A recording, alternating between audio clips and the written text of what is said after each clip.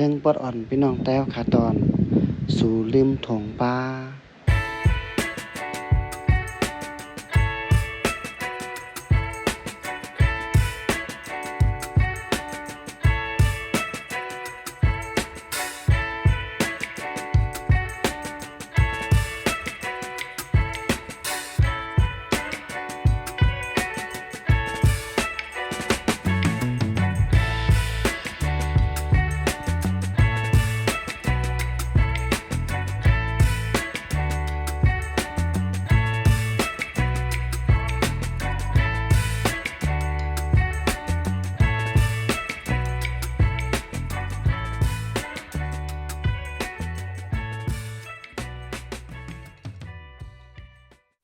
ชูก้าชู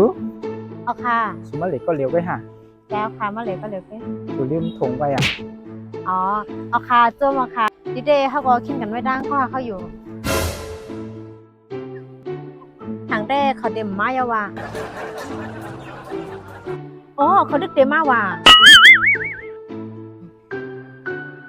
เขาขึ้นรัดว่าเขาไม้เย่าในว่าคนลูกแข้งไหนเย่าในว่าเขาว่าเขาเดียวกล้ามาเพราะเอาว่าถงนี่ก็มรัวก็เอามันก็เอาที่เก่าขึ้นเอาละ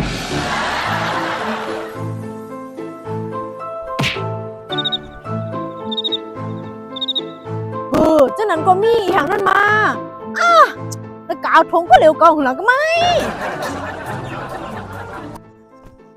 มาเอาขึ้นก็เร็วก็แล้วไปไหนก็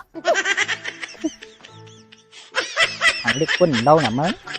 thằng đi quân đâu nè má